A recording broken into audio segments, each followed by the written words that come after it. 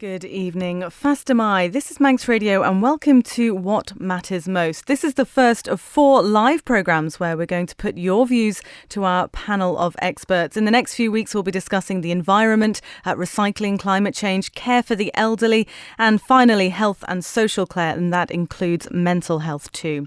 Tonight, though, we're looking and talking about preservation and heritage. We're also streaming this to you live this evening on Facebook and our website if you'd like to watch as you listen. That's facebook.com/manxradio and manxradio.com. It will also be available as a podcast this evening once the programme has finished. It is live, as I say, so if you would like to get in touch, do feel free to. 166 177 is the number to text us, and you can email studio@manxradio.com. So, without further ado, let's introduce our expert panel. Good evening. Yes, my name is Charles Gard, and I was formerly involved with Culture Vannin. Good evening, Marlene Masker. I'm a former building conservation officer for the Isle of Man, and I'm now an MLC, obviously with an interest in heritage and culture. I'm Edmund Southworth. I'm the director of Manx National Heritage. I'm an archaeologist by training, and I spent 40 years in the museums and heritage world. Fastamai Alex. I am David Killip. I'm the chair of the Guild of Manx Registered Tour Guides, perhaps better known as the Blue Badge Guides. Well, I think it's fair to say we've got a really far-reaching panel this evening. So to start off fairly broadly, I suppose, what area, I'd like you to all answer really if possible, of the island's heritage are you most concerned about? Marlene? I think I might lead off. I was employed as building conservation officer, the first officer of that nature on the island, for about 9 years. And during that time, there were registered buildings that we went forward with, and the numbers increased substantially. And we were able to get a grant scheme in place, not just for registered buildings, but for conservation areas. When I left that post, I went on to work for a local authority in another field, but my successor was able to carry on that good work, I'd like to say. But with the passing of time, the grants have disappeared, and at the moment, so far as I am aware, there is no registered buildings officer, no specialist advice available for people who are entrusted with the care of these important buildings. And so people have nowhere to go to seek advice other than if they can really afford to pay for a specialist either on or off the island, and government have no grants either to help ensure that these buildings are looked after going into the future. Can you give us some examples of the kind of buildings you're talking about? Well, it's across the board, really. I mean, we've got an amazing Georgian, Victorian, arts and crafts heritage here, as well as vernacular buildings. And the use of materials is important, having the available craftsmanship and skills. We used to run courses, and I know there are occasionally courses available, but we used to run lime mortar workshops, and some of the people who then went on to have that as a living started off learning the basics of lime mortar skills and materials. And that again has disappeared.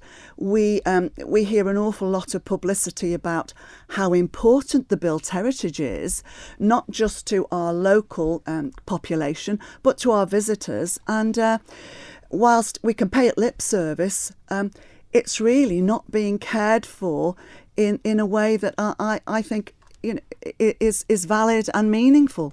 Well, funnily enough, I, as chairman of the trustees at Milltown, am wanting to undertake some refurbishment inside the house, which I would require registered permission for.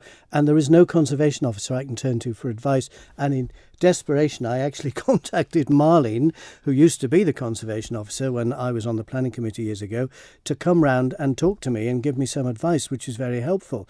And this is the sort of thing you would have gone to the government for. And I did actually petition Tynwald 2-3 years ago about this, and we still don't have a conservation officer. And as Marlene says, the grants have all gone, and there is still an attitude on the island that if your building is registered, it's a damn nuisance, and the value goes down. Whereas in the UK, having a listed building is a matter of pride, and it puts the value of the house or the building up. So we've a long way to go.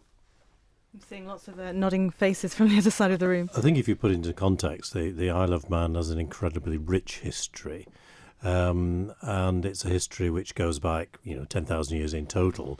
But an awful lot of it is because we have a different history than other parts of the world.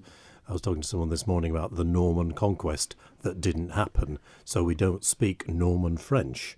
And I think it's hugely important to see it in the round. The buildings that we've got are part of a historic environment, a major landscape, whether it's that way because it's been cared for by farmers who farmed in a particular way, using sheep rather than big combine harvesters. So our field systems are different. We've got ancient monuments in the landscape. You can go and walk around, or as Charles has done, fly over with drones and see these amazing prehistoric tombs just in the landscape, just there, because we've not built motorways over them in previous years. And you look at that as a whole. We've got still massive resources underground, which we're still discovering. There's a treasure inquest, this week with another piece of Viking silver coming up. We've got everything from big castles to Christian churches to prehistoric tombs, and a lot of that is still with us, still in the landscape, still at risk, but it's still something to be treasured. With that vast amount of variety when it comes to registered building or heritage buildings, how do you measure what is important to keep and preserve and what might be better developed and moved on? The principles of significance have been used in the business for over 40 years. The Borough Charter in New South Wales was the name given to this idea that you measure significance in a variety of ways. And what you do is you put together a picture of significance. Simply put, how many of them are there? How old are they? How complete are they? Are they associated with a particular individual or an architectural style? And so, just to throw an example at random, there's a wonderful warehouse in Ramsey, sadly falling to pieces because the owners haven't looked after it, and it's the only one left. So automatically it becomes significant, and it's part of the landscape, it's part of the townscape. All too often we walk past things and we walk past them for generations, and then all of a sudden we realise there's only one left. Well, that one in question, then you bring it forward. I mean, is that somewhere? It's in a fantastic location in terms of the centre of the town. It's on the quay. Would that not be prime for development? Development that Ramsey's been looking for some time. Well, development takes a variety of forms. If you look at the centre of Manchester or Dockside, Liverpool, or St Catherine's Dock in London, reusing historic buildings has been something that people have been doing for a very long time. You use the energy, you use the natural resources that are locked up in that building, and based on the significance again, if it's of minor significance, you can modify it, you can rebuild it, you can just keep some of the walls. If it's very important, then you treat it very carefully. And I think we do need to be cautious as well.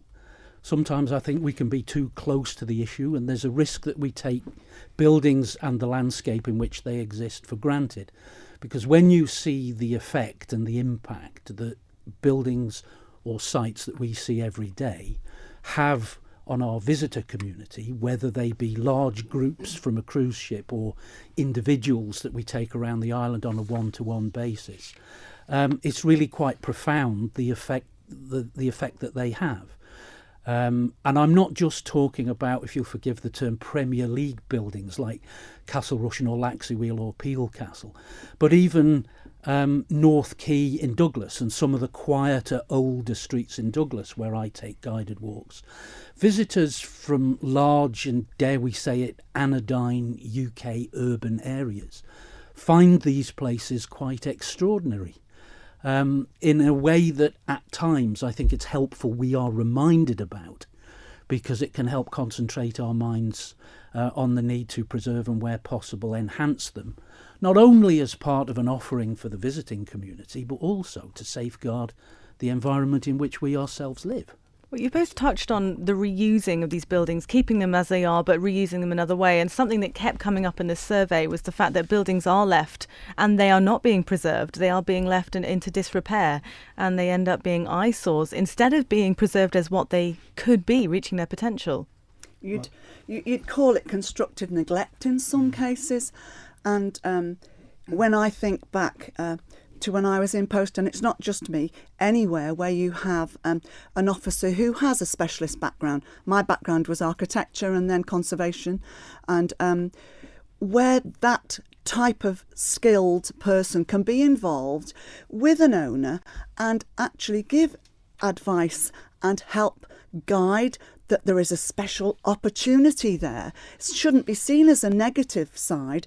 It can actually aid the good design that goes into redeveloping a site that might have a very special building on its footprint, but then can be integrated with very tasteful and sensitive redevelopment, but in a way that enhances the streetscape rather than it be seen with contempt, really. And they say familiarity breeds contempt. And I'm afraid I used to find that it was often people who came to visit our shores that could see the value of our historic context, the squares and the terraces and the vernacular special qualities that we have that really, as we've said, you walk past every day, and it's only when a building, it becomes under threat, people start to then look at it in a different way.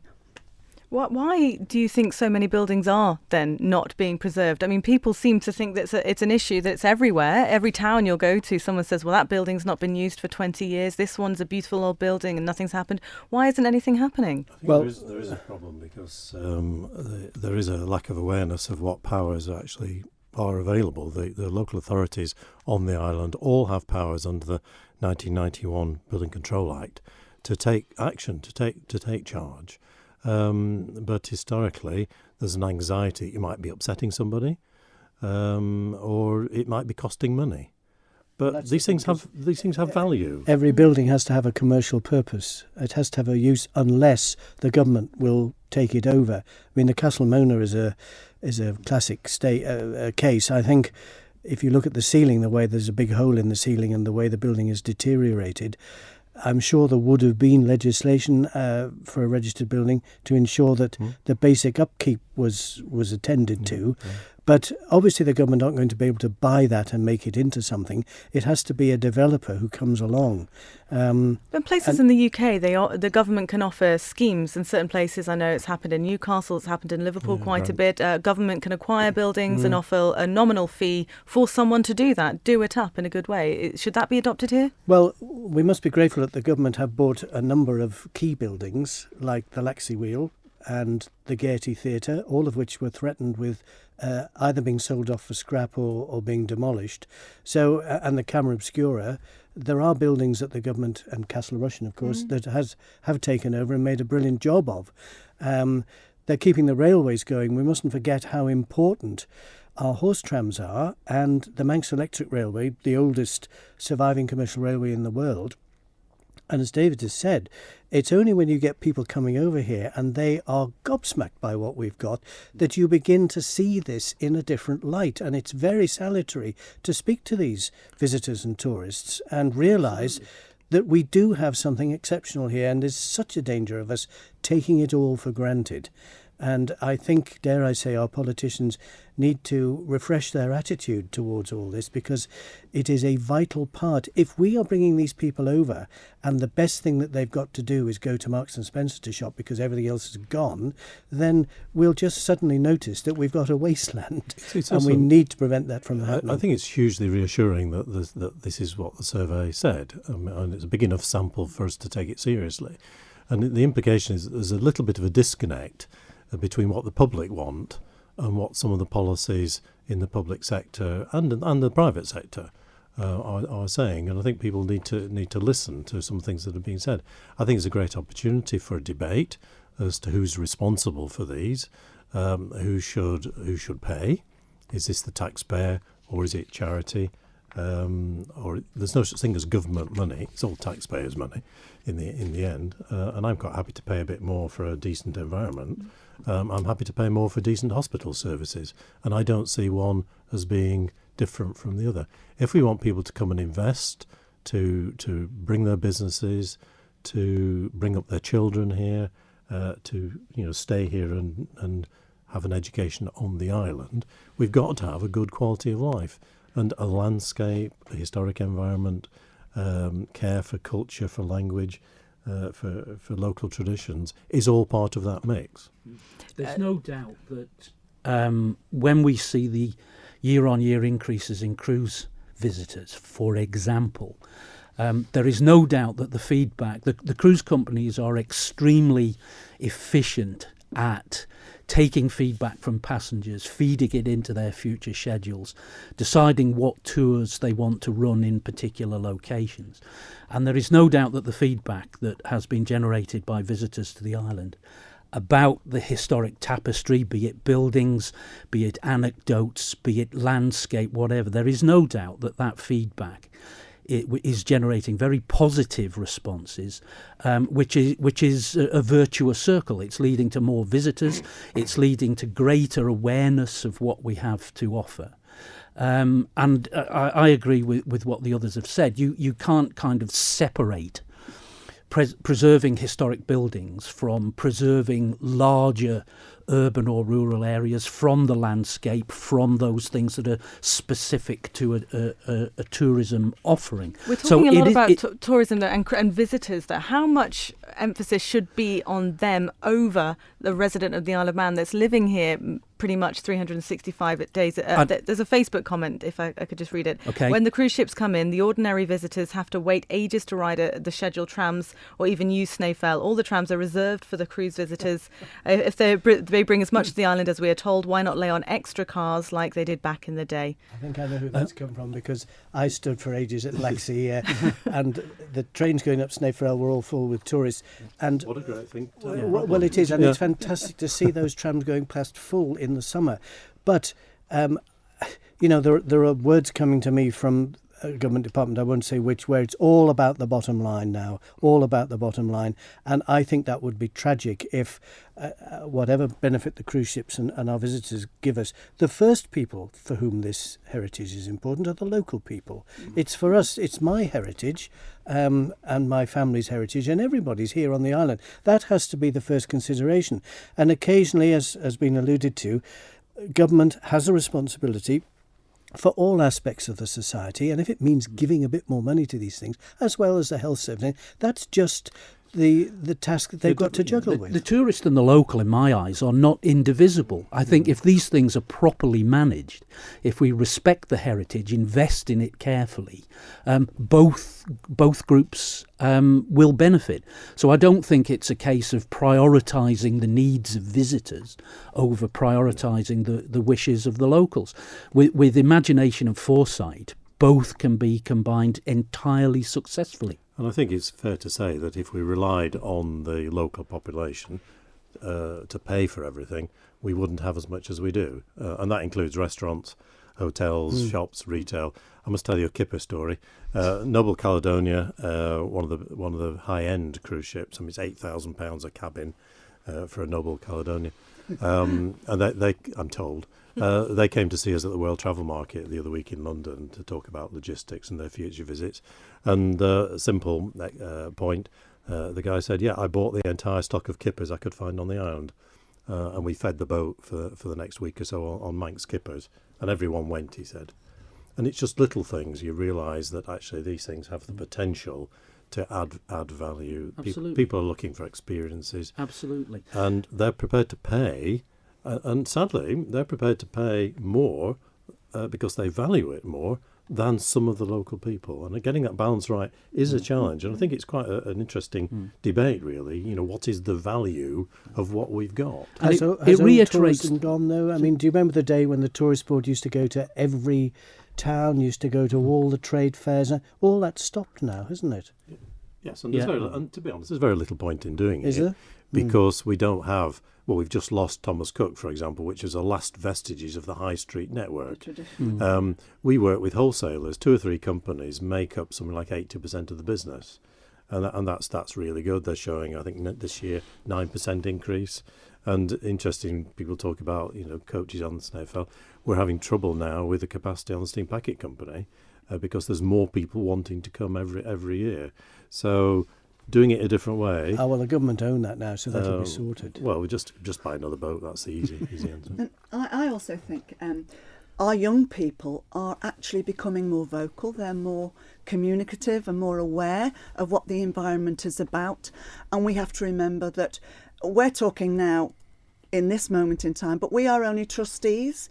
What we have to do is take care of all the special qualities that we are lucky enough to have, but to go into the future. And we should not undervalue that, because like the biosphere, it gets shouted from the hilltops by my political colleagues, but that includes, it's not just the natural environment, it's very much the built environment that we have got to value. And I know Comin, who are at the top of the tree, but the Cabinet Office look after planning policy. Part of the plan for government says that there's going to be an audit of historic environment starting in 2020. Well, in my view, that's not really soon enough. It's been sat on for too long. We've got no registered buildings officer, and that place has been vacant for several years. A long list of registered buildings, or buildings supposed to be registered. That's 40 years old, for heaven's sake. And the longer it's left, the more buildings become endangered. But we have a joint responsibility and look at the positives that we can get from this. The director of Dublin Ports, they're looking at developing. He came to talk to us about 15 months ago, and he said the Isle of Man is the jewel in the potential Irish Sea crown. We're coming full circle, really, back to this registered buildings. Getting some comments in, so we are running out of time, but I'll try and get a few in. The Combine Warehouse in Ramsey we talked about earlier. This is a building which seemingly isn't cherished and well loved, and it gets in the way of proposals of major developments in Ramsey. I've not seen any proposals for any developments on that site, and if the owners neglect things, then the owners should put them right. Simple. And with the right guidance, it could be part of a really exciting scheme. So what would you see happen to that building then? It's not for me to say that. It's for the owner of the building to consider its future and to consider it properly. All that registering a building means, in effect, is looking closely at it. The presumption is against demolition, but demolition is still possible. Major modification is still possible. It just has to be thoughtful and reflect what this building is telling you in the landscape. And you would expect that any development on that site reflected the quayside, the shape and style of those buildings. You wouldn't expect a big glass monstrosity like the one that's being proposed on Douglas South Quay. South Quay. Goodness, you would which hope someone says is in than that. vernacular style, but not on this island. It's not vernacular style. No. I think that reinforces exactly the point I made before about not losing sight of individual buildings in a larger environment or larger urban environment, because the quayside in Ramsey is a significant part of a guided walk that other guides do through Ramsey, again for cruise ship visitors or individual tourists, and it sits alongside other key parts, pardon the pun, of Ramsey, such as the swing bridge, such as the former shipyards, the market square. So careful thought needs to be given. If you take one tooth out of a set of gleaming white teeth, you're going to notice the difference. And it's important also as well to see that times and fashions change, because the conservation area, most of the conservation areas on the island were designed around Georgian or early Victorian town centres and urban centres. Now we understand that industrial landscapes are hugely important.